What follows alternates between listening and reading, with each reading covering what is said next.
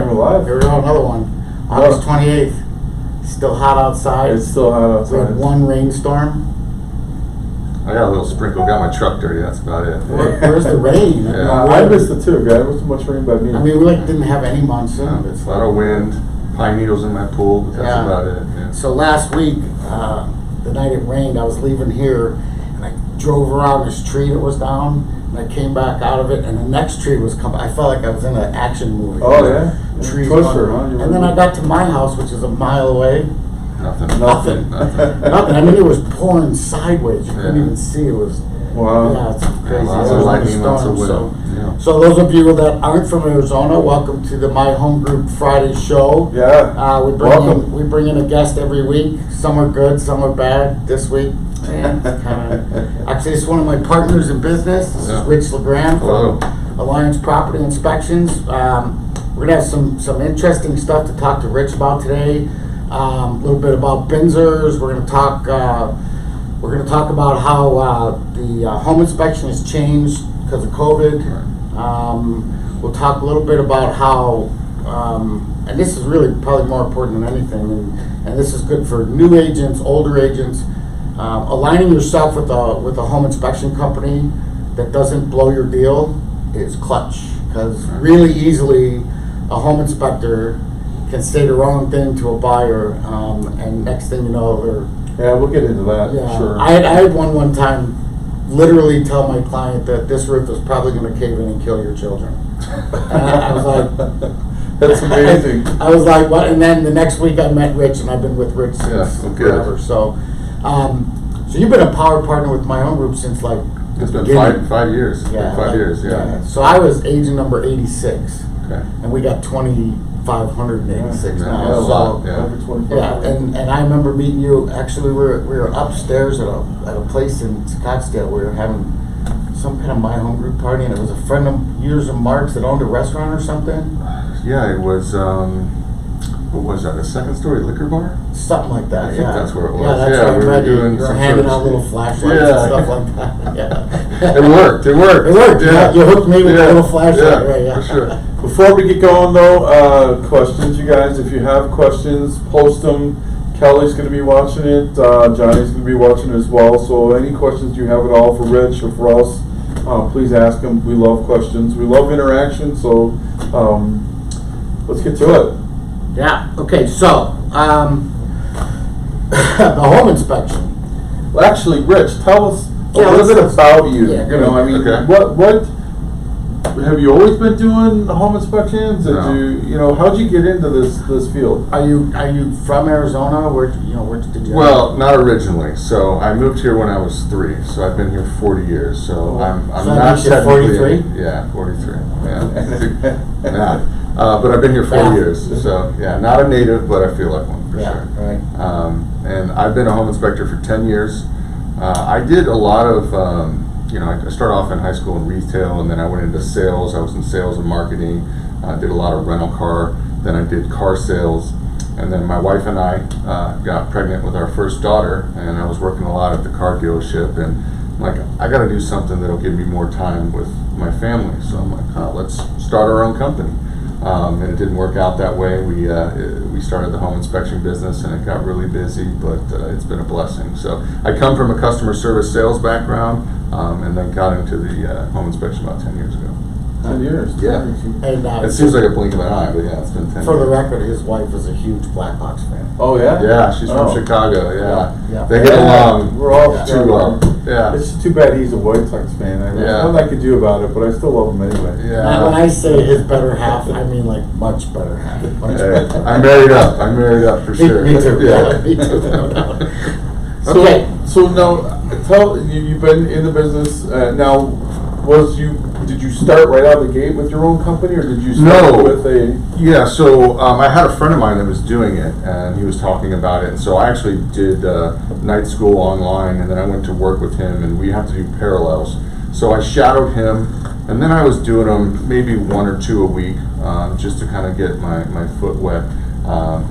you go through home inspection school and you graduate, you pass their courses, and then you get out to the real life and you have no idea what you're doing. So it's like real estate school. Yeah, so you can pass the test, but you gotta get out there and get your hands dirty and get on projects and houses to really learn. And so, I mean, it took me a good 3-4 years of working with someone before I could do it on my own confidently.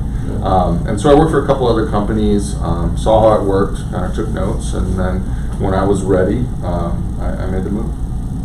How many inspectors do you have now at your company? We have 7. 7? Yeah, Wow. so we're here in 7? 7, yeah. Wow. So we have 6 here locally, and then we do have 1 in our Tucson area. So we opened up a Tucson location about a year ago. Yeah.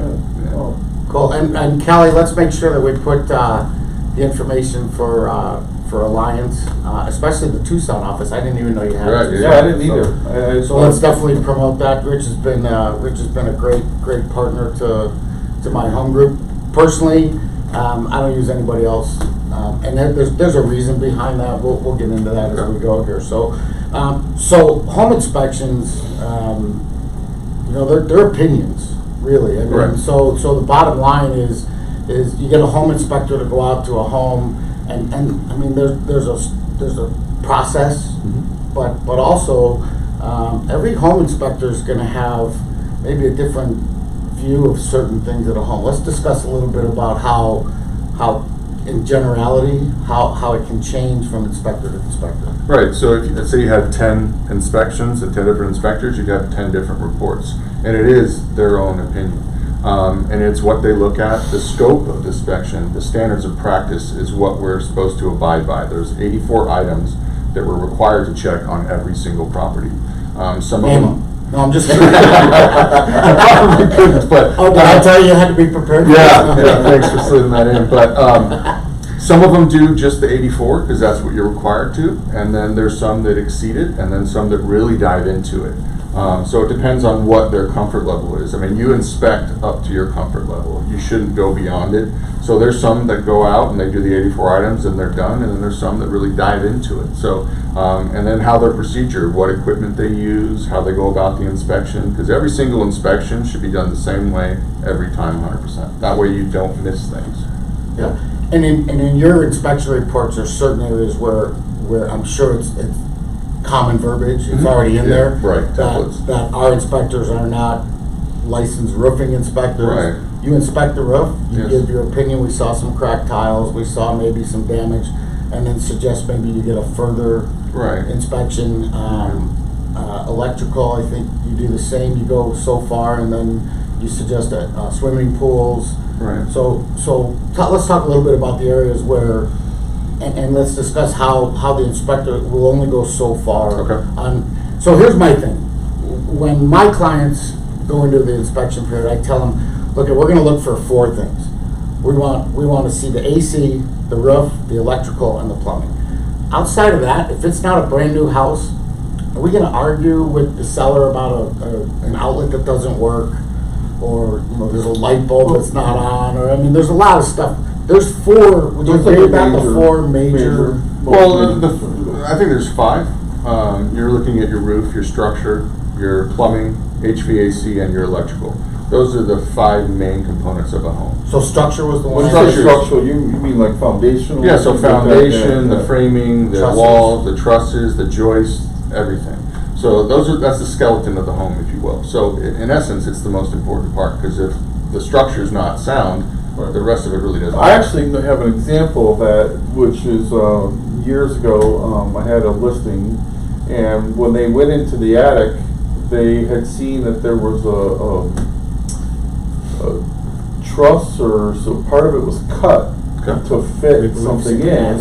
Yeah, and but it had to be fixed because they said, hey, this needs to be safe, and so it had to be braced and all that stuff. So it passed the inspection, but so structure would be very, very important. Right, and we see that a lot too with air conditioning units when they put the air handlers in the attic. To get them in? Right, because they're big units, Yeah, and there's yeah. usually not a lot of room, especially if the house is a little bit older. Air conditioning generally lasts 12 to 15 years, so you're going to have to replace those parts, and getting it up through an attic hatch isn't always possible. So I've seen it where they cut them, and then they just leave them. Yeah, instead of bracing and fixing it after they get it in there. The right way. And no HVAC guy should be touching any structural components. Right, exactly. And I've seen them on homes that we've called it out that was done during construction by the builder. And, you know, people say they want to see a stamp that it's been done, approved by an engineer, and a lot of times that's just not the case. So every situation's different, and you gotta figure it out and do your due diligence and make sure it's done correctly. So there's no compromise on the property and the structure. So what would you say is the common denominator of all of the guys working for Alliance? What do you look for when you hire people? Is that a fair question? Yeah, of course. I'm very specific about it. I can teach anybody to be a home inspector what to look for, how to, you know, do the inspection, train them, but what you can't teach them is people skills. And I think that's the most vital part of this job, and what we do is how you relay that information to the client. Because I could say one thing to you in a monotone, and this, you know, that outlet is reverse polarity, needs to be fixed. Well, whatever your customer starts to think in their brain is reality.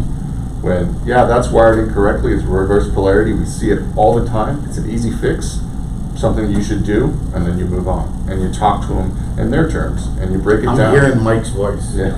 Mike's great, Mike's great, he's very calm. And that's the thing, is people are, I mean, this is the biggest probably purchase they ever make, right? So they come in and they're already anxious. And then you start firing away 30 things that are wrong with the house, whether they're small or large. They just start having that ticker in their mind, well, this thing's just a nightmare. This is the money pit. Let me cover that for a second. So this is where experienced realtors will tell you that when you get the inspection report, it could be this big, or it could be this big. I mean, it could be 80 pages long. Depends on the property. It's really important that you have the conversation with your buyers, especially if they're first-time home buyers. Right. You should have a preemptive conversation with them about what this inspection report's going to say. I mean, look, he's going to point out everything that he finds. That's his job, Right. to point out everything that's wrong or that's not properly functioning in the house. On the other hand, again, we're going to look at, I always said 4, I'll add 5 now, structure. These are the 5 things that we absolutely want to make sure is taken care of. And obviously at the end of the inspection period, you can say, hey, look, we're going to walk away from the deal, you get your earnest money back. Or you can speak to the sellers and say, hey, we'd like these things repaired. Remember that since the new contract, all homes are sold as is. So no seller is required. It used to be warrantable and non-warrantable items, and it's no longer that way. So the home inspection becomes even more important now because it's sold as is. They don't have to fix anything. Yeah. Well, I think you're right. I mean, you know, you really do gotta let your buyers know that, hey, that's their job, is to find, they're not gonna find nothing wrong with the house. I've never had a home inspection where they've actually nothing wrong with the house. There's always something that comes up, and that's their job, is to find and look at the house in great detail and tell you if there's anything going on wrong.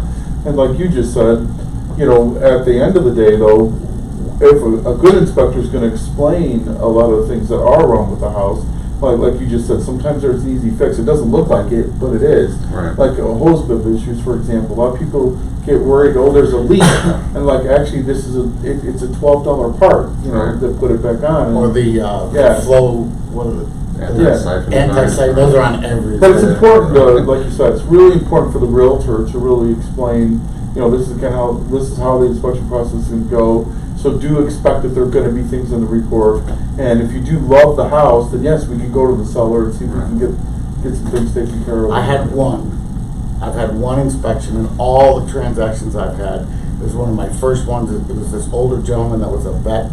He lived over in Sun City area, and Mike wasn't with you yet. I can't remember who the inspector was.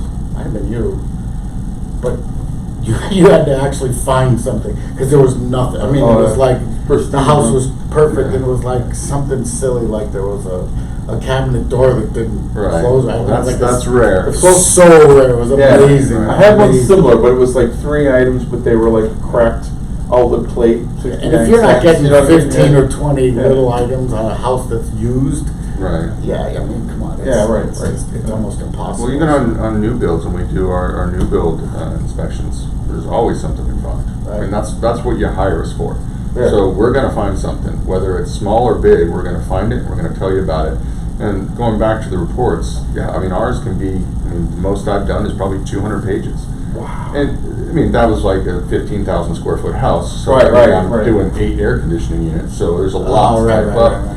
And a lot of it's just, descriptions of the components, what our scope is, what we don't do, what we do not, and what we do. And then the rest of it is, like you said, I comment on everything, like everything. I take a picture of it, I draw an arrow to it, because you need to know everything. But I will break it down into real life terms and what's important and what's not, and make you understand the house better than you walked into a blind. So the one thing that I love about Alliance is on your reports, at the beginning, there's common verbiage that, this is who we are and this is how we work and this we're licensed and all. And then there's a section that points out things that you're concerned with. Right. The summary, right? Yeah, Summary, executive summary. the executive summary. These are things that we're concerned with. Then you've got the whole report to go through. The items that are in the summary in the first 3 or 4 pages are then further explained deeper into the They're report. duplicated. Yeah. Right. And that's really helpful for me, especially when I bring in the buyers and say, hey, let's focus on this stuff. Right. But there's other things we want to look at. A leaky faucet, stuff like that.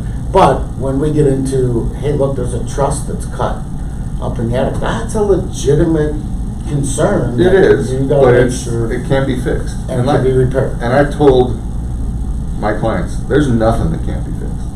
I mean, a cracked foundation, Can be fixed, right? everything can be fixed. Everything has lifespan, everything has wear and tear.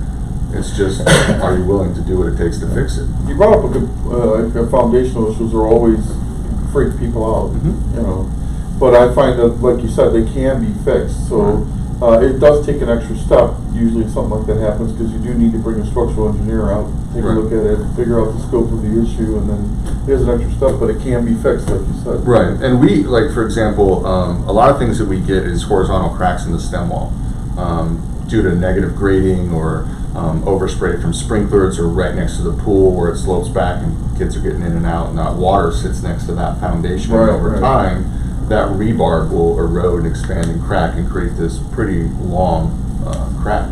And so we've seen it all the time, and in the beginning it kind of blew up deals because the next step is difficult unless you have somebody. So, okay, this is cracked, it's a big issue, you want to have it looked at to see what you're really getting into. Yeah. Well, then who do they go to next?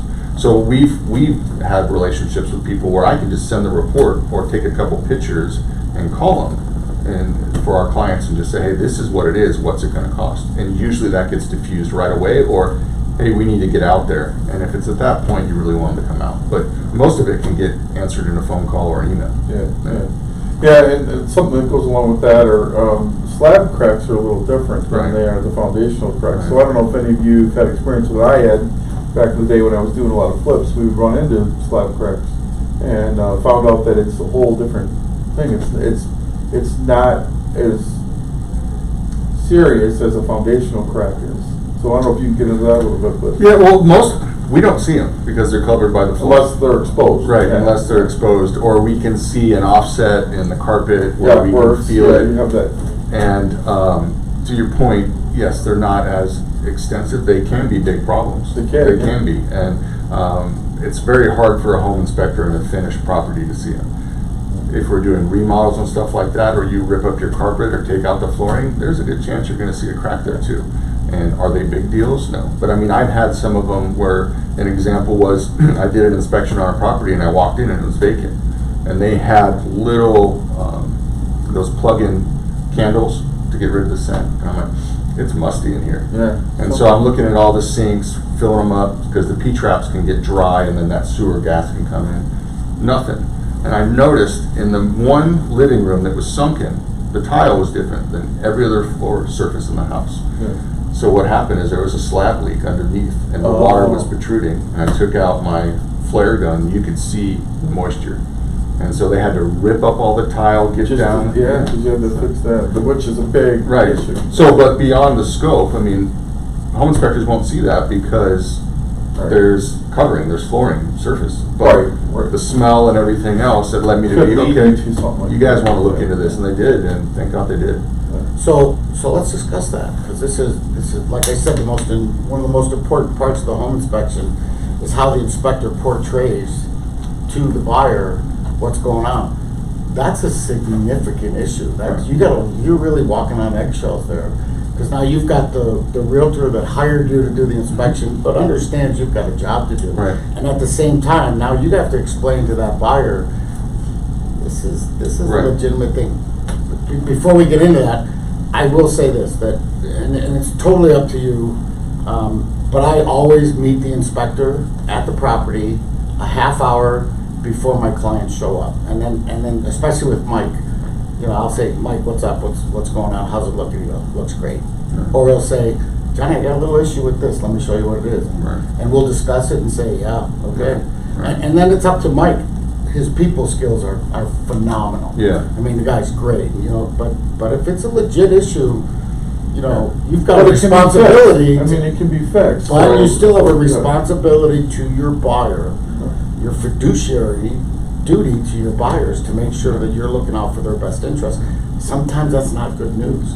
And we have procedures that we follow. Like, I didn't just assume that. Like, I took the precautions why, to right, figure it out, right. and it turned out right. And I'd rather be overly cautious and be wrong than try and downplay it and have there be an issue. Do I want to scare the client? No. But they need to be informed, and we don't want any surprises, because I would rather you be like, come on, Rich, seriously? And it be nothing, then they move in 6 months later and they got a slab leak and they've got Yeah. $80,000 worth of repairs, and you're like, why the heck didn't you find this? Right. Because we're here to protect you and them, and that's what we're gonna do. Yeah. Absolutely. And that's a fine line. Right, it is. It's a really fine line that you walk. Even from a liability standpoint, Right. your job is to make sure. And that's why those reports are 200 pages long, because we want to make sure everything's covered, and there is a limit to what we can do. We definitely go beyond the scope of the inspection, because I feel if you do just the scope, you're doing your clients a disservice. I mean, there's Right, way too yeah. much that you need to dive into, and they say you don't have to walk on a roof.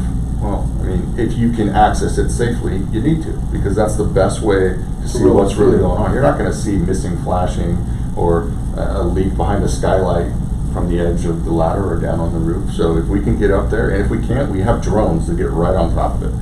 I like that you do that now. That's really become a useful tool Yeah. for a lot of people, but I can see where that can really help if you got a drone that can really scan. And Did you get like an infrared something? You were telling me about some new I've equipment. got a camera, but they do have drones now that have infrared on them, so you can literally hover above the house. Really? And you can tell if there's So missing cool. That's so insulation. cool. It is Yeah. cool. That's the thing, is technology is It's just forever advancing. evolving, and Yeah. when I started doing this, I had a camera and a notepad. And so I would take pictures, come home at night, cross off what I put into the computer, into the Wow. report, Wow. and you would get it 2 days later. Now when I do an inspection, if it's not sent before you get there, it's sent before you leave. And so you have the termite report and the home inspection with the videos and the pictures, and so technology has been amazing. Amazing. Yeah. We got a couple questions here, Sure. guys. Let's cover some of these. First of all, Dana wanted to let you know that she is working right now and watching the Good, show. So good. Hi, Dana. Hi, Dana. I'm going to start using your office. There's been nobody in there for 6 months, so we better go in there and check for leaks and stuff. And then Kelly Damask asked, if on the Binzer, a buyer requests repair, replace cracked roof tiles, and the HOA association is responsible, how do you respond to the Binzer? Buyer agent expects seller to request association repair. So I guess the question is, if the HOA is responsible for roof tiles, how do you respond to the Binzer? That would be an individual, each individual HOA would have different rules, but if the HOA maintains responsibility for the roof, That's interesting. then yeah, the HOA, that would have to be, it's almost like an HOA violation prior to close. You can't close without an HOA violation being taken care of. So does the HOA actually send out people to inspect the roof so that all the homes? I would assume that they would have to. I never yeah. heard of an HOA actually But covering. think roof about that. tiles. That could delay COE. Seriously. That could delay your close of escrow. So, wow, great question, Kelly. Let's remember that HOAs, and Mike told me to say this, HOAs can be bastards. I mean, they can be really, really hard to deal with. They can be really hard to get a hold of. I did not. And I don't know who lobbied for HOA in Washington, but you know that they're first in line on liens. I mean, and then mechanics liens. I mean, they maintain a lot of control. So yeah, they have a lot of control, and they act it too. They can be really arrogant. HOAs are hard to get a hold of. They don't call you back. So yeah, that's a really good question. That's one that's come up. Have you Never heard that seen that before? before. So I don't really get much information as far as the Benzers and who's fixing it. But that being said, I have done homes in communities where they could be townhomes where they share a community. Right. Yeah, where they and they're responsible. That. And you can see them. They'll bring their guy out there, and they'll be working on the unit across the street. And now I get it. A lot of times they can. And I'm not speaking on all HOAs behalf. My advice would be they get ahead of it. The second you saw that in the report, that the roof tiles, and you knew the HOA was there, you just have to get on the line with the HOA and get them moving, because it could be a delay, like you said. It just depends on how fast they can get out there. And some of those communities are really well run, though. Because I have sold a townhouse before where that was part of the issue, and not the exact same issue, but they were really responsive. So they had someone that. Some of them are proactive. Yeah, they just have a timeline to do it. They have a contract with a roofer. Yeah, they come right out. So. And then you got communities like Greyhawk where you actually have 3 different HOAs. What a nightmare. Trying to get through 3 different HOAs. Yeah. That's okay, a great question. Good question, Never saw it. Dana's also put the number for Tucson, the number for, actually the number is the same for Phoenix and Tucson. Yeah, they're all done through. Okay, and then if you need any inquiries, it's info@alliancepropertyinspections.com. And I believe Dana's full-time manning the phones. You can always get a hold of Dana. Yeah, and then we have after hours, so real estate isn't a 9-to-5 job. So we have Dana who mans the phones during the days. We have a call center that answers before and after hours. And then you can go on our website and book an inspection 24 hours a day. Okay, let's talk about the difference. I would like to talk a little bit about, I know you guys do do an exceptional job. I just want to go back to the explaining part, because typical time frame on doing an inspection is 4 hours, 3 hours? Yeah, it depends on the square footage Size, and the age, but I would say an average inspection is about 3 hours. Yeah, and typically then the buyers and the agent usually show up near towards the end of the inspection. Right. So the buyers hire us, so they can do whatever they want, in our opinion. Like if they want to be there on our The whole hip time from the they can be moment there, they okay. start, they want to show up at the beginning, or they want to show up at the end. That's up to them, and we Okay. encourage whatever they want to do. Okay. What I found. That's a flat out lie. Well, The last thing you want is the buyer there through the whole inspection. well, if you let me finish. It's what they don't want. No, They're right. not gonna not. Well, no, Hey, check this. Hey, check that. Hey, check this. They're right. I mean, it's their inspection. slow down, They- I get It it. can, but our guys have done it. They're trained. They can navigate through it. It's not a big Yeah, deal. yeah. But what we find is that they get bored within 20 minutes because what we do and how we do it, Yeah, it's not a sexy and it's not process. entertaining. So they get bored. right. What most people do is show up at the end. So that way we have all the information. We can go over it, walk them around the house, and Show then, it to 'em. and then discuss it. Yeah, Because, yeah. we're there to do the job, and if we're doing our process, which our guys do at the same time, and you're in looking at the bathroom and you want us to come in and look at, a cracked tile on the floor, there is an opportunity for us to get off track. We're very good at getting back on track, but the best thing for everyone is to show up at the end when it's done. But And that's what I explained to Yeah. my clients. So I'll say, we're going to show up about 20, 30 minutes before they're Right. finished.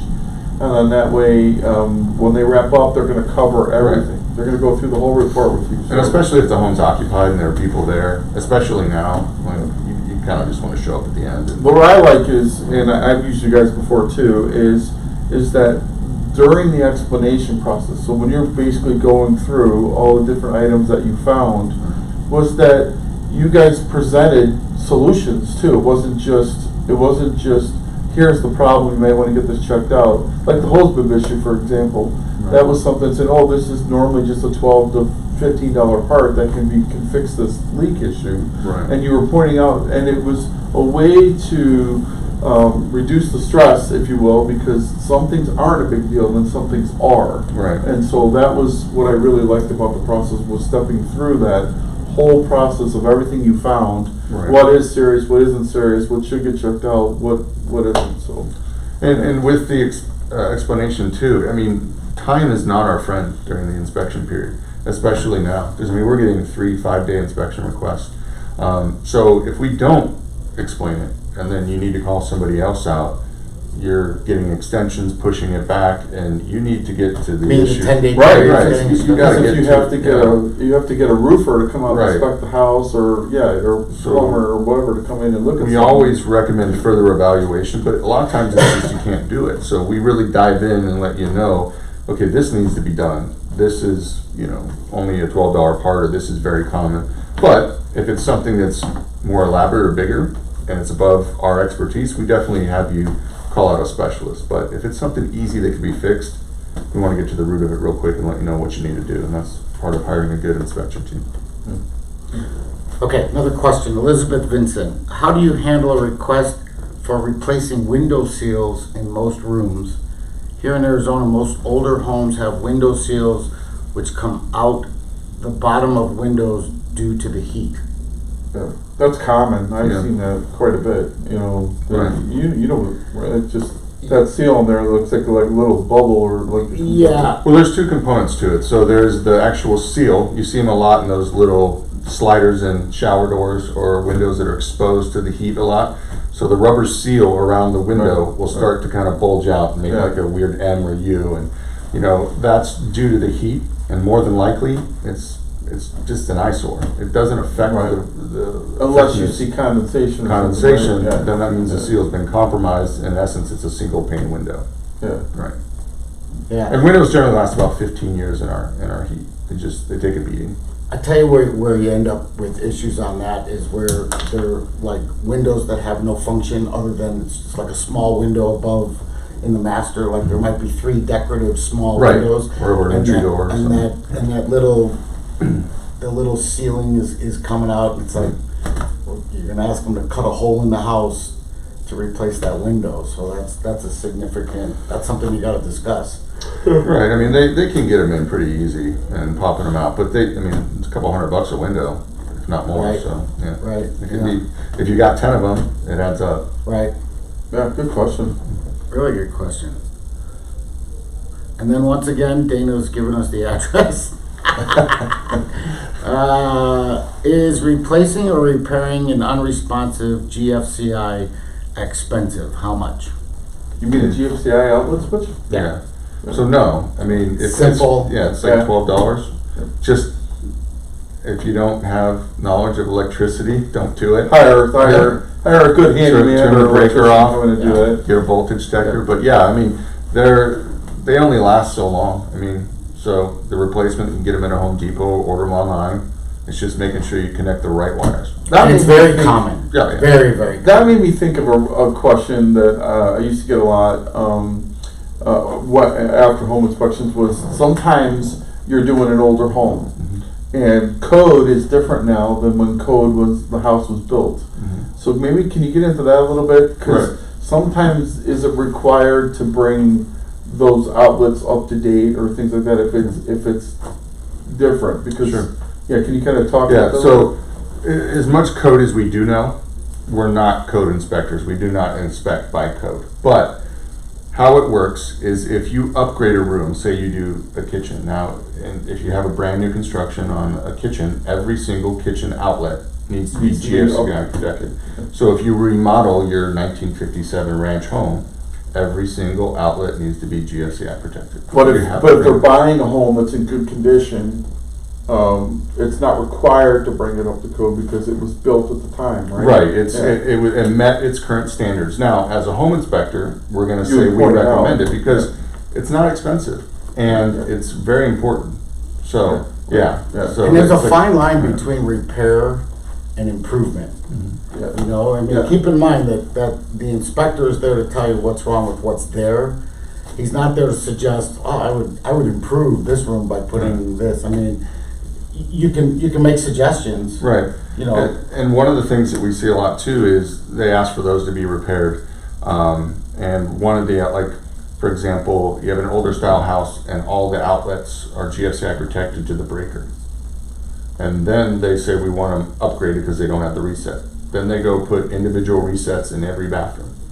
So now it trips at the breaker and it trips at the reset. And it's like a guessing game of which one needs to be turned on. You'll have customers call us all the time, it tripped and it won't reset. Well, it's because you have 2 resets on that outlet. So it can be complicated more than just putting it into the receptacle and wiring it, because depending on where it's streamed on that line. So I'm pretty handy, and I'll try to tackle just about anything. But when it comes to electricity, there's just the downside risk. It's just, I mean, like the house could start on fire if you don't do it right. So like electricity is the one thing. I got a buddy down the street that's an electrician. I'm like, hey Carlos, can you come? I know, I've got a guy I've been using for 20-something years, so when that comes up, I call him. So. Yeah, I mean, it's the one thing that'll kill you, falling off a roof or electricity. And you gotta be cautious, and we're trained, but things happen. I mean, the other day I was testing a 220 line in a laundry room, and I plugged my tester in, and there was a short, and it was boom, and I looked down and my hand was black, and it exploded my tester. So, I mean, there's always risk, and if you don't know electricity, don't mess with it. Don't mess with it. What you have to pay for someone to do. So do you wear a cape when you do these things? You're like a superhero. No, it startled me for sure. But I mean, I've been hit with electricity several times. It's just it wakes you up just enough to make you scared of it. Yeah, to respect it. Right. All right. I want to switch gears here. So let's talk about, and this will be interesting to everybody, new agents, experienced agents. Let's talk a little bit about home inspection in the time of COVID, and how things have changed. Take us through. Are there changes? I mean, yeah, for sure. There's changes. When it first started, when it was really bad in Arizona, what we started doing was video reviews with the clients. So we would call them through the video and go through the report. And most of the time, folks wanted it that way. But there were some folks that just wanted to be there, and that's their right. And you know, we've got a social distance. If you can, please put on a mask. Stay away from our inspector. Let him do his job, and we'll get through it. Because I mean, nobody knew what was going on. Everyone was trying to get through it the best they could. So we utilized a lot of video. We call the homeowners, make sure no one's been sick and stuff like that. So we just try to take every precaution. But I mean, it's business as usual. So the inspection hasn't changed? No, I mean, it's just the communication. Yeah, I mean, our guys, we wear masks and gloves, and we're very mindful of people's homes. I mean, especially if it's occupied. Yeah, because that's tough. I mean, everybody's homeschooling right now, and people are working from home. So, we're very mindful. We're very understanding of, their situation as well as our client's situation. So we just try and navigate it the best we can, because no day is the same. I mean, we got to figure it out on the fly, and we've adapted. But as of now, it's business as usual, and it's not. So no big changes. Just the communication. Yeah, the technology. I think it's different with like our investors and out-of-state buyers. They're not flying in like they used to. So video communication, and we actually put videos in our reports. That I think is amazing. Yeah, we didn't do it just with email report. You print it out, look at it, and now you can send them videos. Well, yeah, it's like pictures are 1,000 words. Well, video's 1,000,000. Right. So it really can help them understand, but it takes up a lot of space during the report. But we want to make it so like they're there, they can experience it. So in the beginning, when we were all figuring this out, we were trying to do the best we can, and if they didn't need to be there, we asked that they didn't, but they were always allowed to show up. But now, I mean, it's business as usual, and we just work with the clients and what their needs are. What would you say is the biggest challenge as far as home inspection? As far as doing them or the business itself? Either, whether it's the explanation to the client, or I guess so there's a lot of commonality in every inspection you do. Right. The process is you guys walk in, you run the washing machine through a cycle, you run the dishwasher through a cycle, you turn on the stove, you check the ice maker, you get all that stuff started, then you go. I mean, I've watched you and I've watched Mike come in, and it's like he goes first, he goes there, then he goes there, and then he goes there. Right. And now you've got a process that you do it, and now the communication with the client. where's the biggest challenge as far as the inspection goes? Is it always the communication to the client because the process stays the same? Well, the process stays the same, but the amount of things that we actually inspect in a home is crazy. And that's why our routine is so crucial. And you see a home inspector and they're coming in and they take off like a racehorse because they got to open up the house, figure out where the thermostats are, where the attic hatches, so they can get a game plan because every house is different. Some of them may have 3 sub-panels, 2 air conditioning units.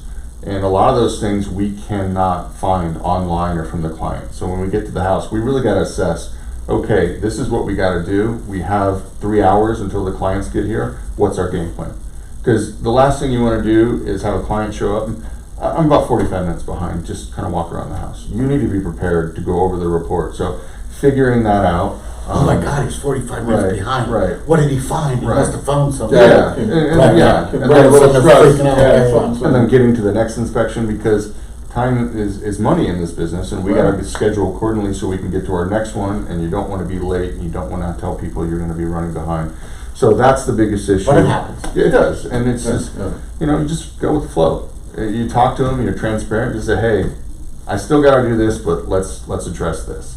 And it usually works itself out. Communication, every client's different.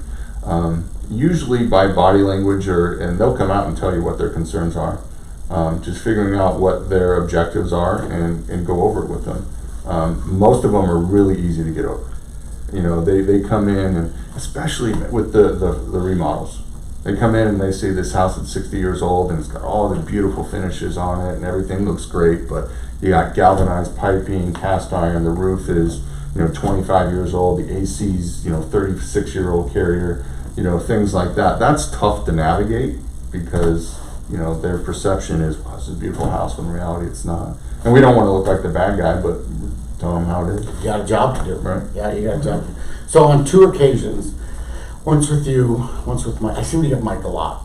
I like We Mike. have some great inspectors. I think you need to try some other ones besides Mike. Kevin, right? And, No. You got Roger, Jesse, Jack, Jesse. Jeff, another Michael. Yeah, no, I think I've used, but Mike's kind of my guy. Yeah, you're particular. I am a little particular. But you get all my business. I know. So I you can be a appreciate little that. particular. So on 2 occasions, once with you and once with Mike, I can recall having the buyer and then like their parents were with them for the review. Something, and Rich will discuss it, but just in generalities for realtors, you have to prepare your buyer for what the inspector's about to tell them. And let me go take that a little bit further, okay?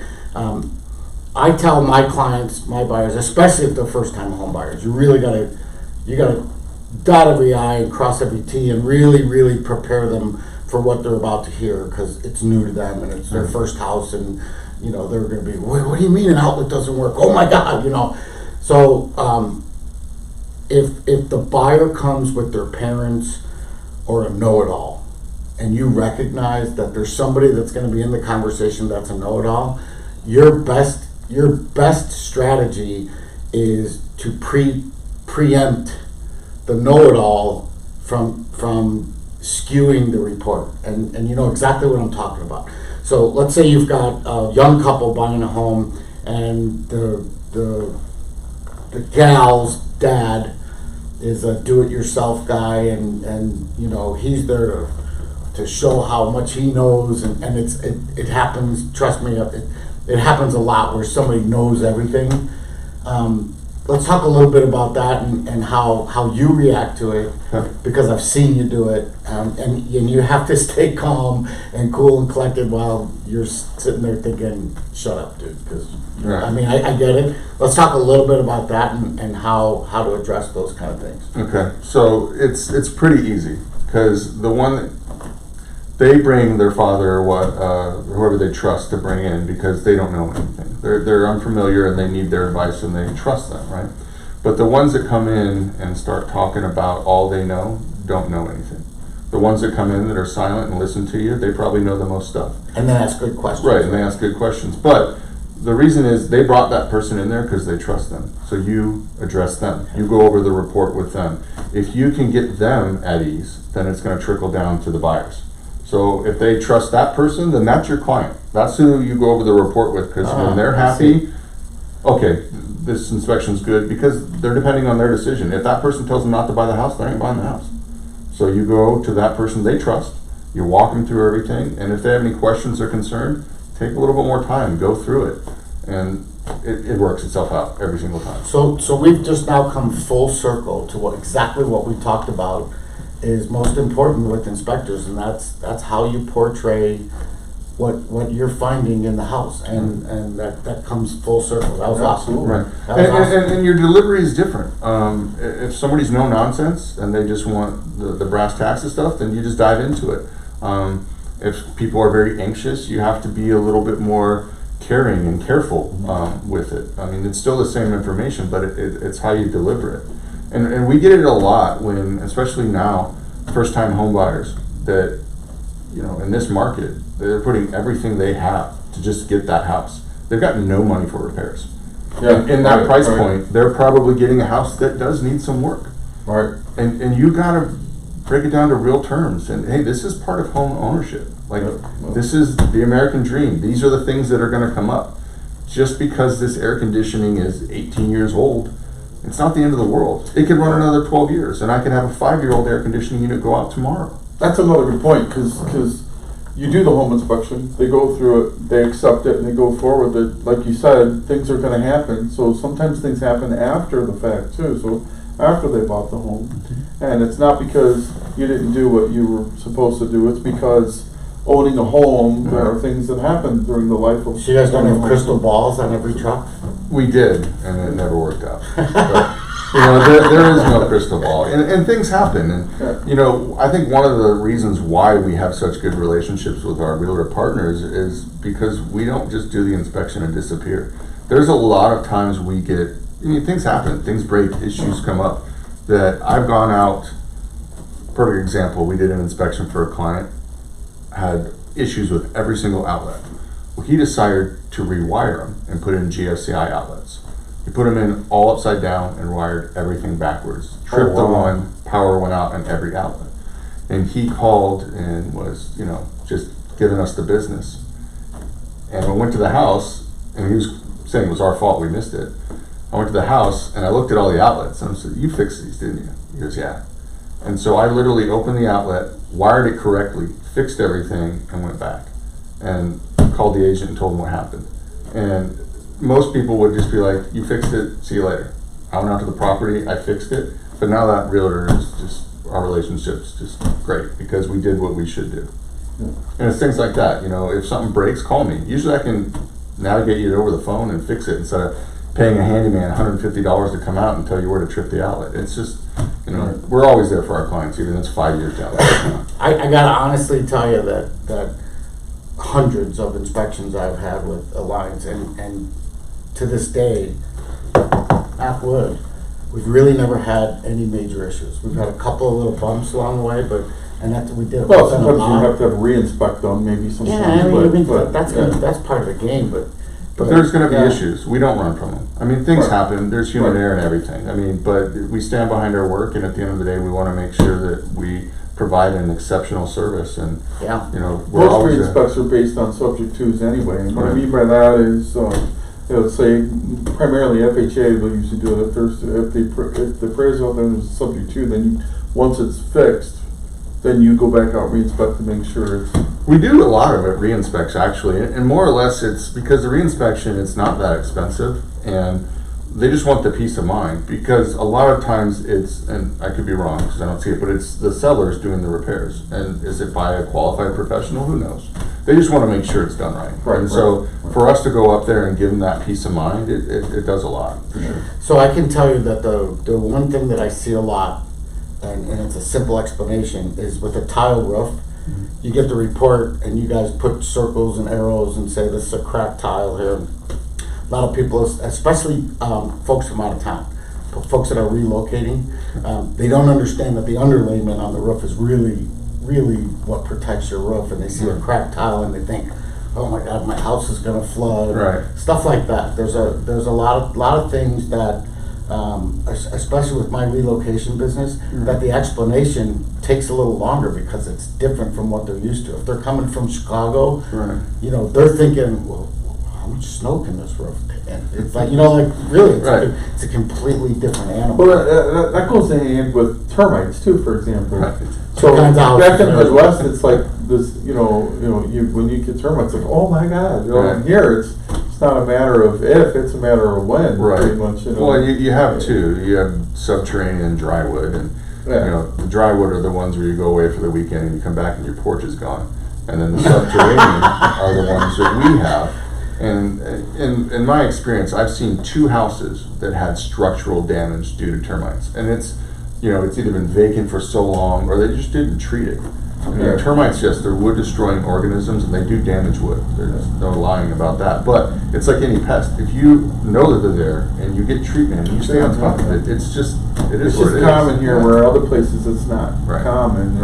And so people that move from out of state, that's a good point. I always have to have that conversation with my Chicago people that come down. Yeah, you know, they tell them about termites. Oh my God! I'm like, no, hang on. It's it's common here. 2 kinds of houses there. Ones that have them and ones that are going to get them. You know, and then people freak out on that. Okay, so we covered COVID. So now a whole lot of change other than video. No, and just being mindful, and we ask that if they show up that they wear a mask or social distance, and all it is being respectful of people's safety and health, and that's it. I mean, business as usual. So I would say that probably the realtor's role in an inspection, especially when you're there for the report, you got to read your client, and you have to maybe know the inspector and know how they work. But there's absolutely times when the realtor should just keep your mouth shut and let the inspector do their job. And then there's times that you have to read your client when you're explaining something. Let me go back a step. So all you're doing is good. All day long, we use acronyms like COE and SPUDS and the clue and all these different things. But we use those every day. You have to be aware with your clients that they don't understand certain things. Your guys are great about explaining stuff and not using, they don't skip it like, well, of course you understand that. Right. My experience with Alliance has always been that your guys explain stuff. There has been times that when you have a client that they just don't get it, and it's important to say, hey guys, look, this GFCI, let me tell you what that does. So it stops you from getting electrocuted. Okay? Right. And sometimes you have to do that. And I can't tell you how many times that you or your inspectors have understood that, hey, this client needs a little better explanation. Right. And just allow their body language. Yeah, if something is they're concerned about, you can see they're concerned. Absolutely. They're not getting it, then you jump in. Yeah. More often than not, it's going to be a first-time home buyer that really doesn't get it, but be aware and jump in if you want. My opinion is to always say, Mike, could you explain that, or Rich, could you explain that to my client a little better? I don't think they understood that. Well, as agents, you have better rapport, so you know what the trigger points are with your clients. So jump in and say, help us. We're all there to get the client to understand the report and understand the property, and not get them scared over minor issues. So agents know their clients. They've been showing them houses. They've been having conversations, so they know what their clients need, and they're an asset for us for sure. And you also have to be aware of the lazy realtor on the other side, the lazy buyer's realtor that will send over the Binzer and say, see inspection report, repair all. It's like, are you kidding me? Really serious? Repair all. It's like, have a conversation. That happens, and that's just a really lazy realtor that doesn't take the time to really talk about stuff with their clients. Okay, we've got another question from Elizabeth Vincent. Talk about verifying completed permits versus just pulling a permit, especially in downtown Phoenix area. Who wants that one? Well, as far as the inspection goes, if in our reports, we recommend that if it's been remodeled or we see that a carport's been converted into a room or an extension on a patio, that you verify all permits to make sure that the work was done correcttly and that it's been permitted as well. Part of the inspection process. Yeah, for sure. So we don't have access to it. No, but you'll be able to say, hey, verify. Yes. Check this out. Yeah, for sure. I mean, we can 95% of the time we can tell that it has been done, that there's been, because we're up in the attic, we can see if there's been any structural improvements or add-ons. The slab, you'll see the carports where you've got, the slab around the perimeter, and then you've got hardboard siding all the way down to the ground. Well, that wasn't original. So there's little things and little clues inside the house that can tell us that this has been remodeled or this was an add-on, and so we'll indicate in the report that, if accessible or if they're around, you need to access the permits, make sure it was done correctly. Because we can't tell. I mean, today it could be great, and if it wasn't done correct in 5 years, you could have an issue. So those are the things over the time of the house you want to make sure it's going to withstand. Yeah, she was referring to a remodeled downtown home with a guest house, so I think that should answer your question. Okay, so war stories. Worst home inspection experience. You got any war stories of stuff you've walked into and been like, oh my god? I mean, there's nothing scares me anymore, or nothing. Or nothing surprises. Nothing surprises me. I've seen it all. I mean, I've seen duct tape trusses. Oh yeah, I mean, some the electrical is the worst. Yeah. I mean, some of the ways that they rewire things or stealing power, having mushrooms grow up into the attic. I mean, really? I've seen crazy stuff. Have you ever gone in an attic and had like critters and stuff up in there? Oh yeah, for sure. Really? Yeah. Raccoons? Like what? Like raccoons? Roof rats. We've seen dead animals. Tons of spiders. Like the other day, Mike was opening up a crawl space and he had a rattlesnake staring him in the face. So I mean, they're out there. It's part of it. And you got to go in, right? You gotta inaccessible at that point. You need to get that critter out of there. That thing needs to go away before we crawl underneath there. But we did notice a dead body upstairs. We're gonna have to go ahead and cancel the inspection. I mean, we've seen fire damage. Plumbing like issues. Hidden, like the house is repaired, but there's fire damage. We don't know if it's hidden, because a lot of times if there was a repair and the wood is salvageable, we'll still see evidence of a fire. So you can tell that, but we're going to notate it because you want to make sure that everything was done, because then you really got to dive in, because who knows what was wrong and how much of the house was burned or damaged. So yeah, just a lot of handyman stuff, but I mean, so electrical is electrical on remodels. It's the one thing you don't want to try and figure out because it's dangerous. Oh. I mean, I've seen mannequin heads used as bird stops, and there's just people are creative. I mean, if I had more time, I could go back to my report. Creative. Yeah, the homeowner improvements are definitely interesting. Wow. Yeah. Ever been doing a review and you just get to the point where you're like, I have to get this over with? I mean, have you ever had like home buyers that are just like, oh, for sure. Yeah, and there'll be scenarios where it's a review time, and we tell them in our email, hey, our inspector Mike will have 30 minutes to go over the report before he has to leave for his next inspection, and they bring all 12 of their family members because they're excited. It's a brand new house. They want to show it off. Right. So you got to take control of the situation. Like, listen, hey, I know you guys are excited. This is a lot of important information. I really want to get it to you. I got a short amount of time, so let's dive into it. You'll get the report later tonight. Read through it.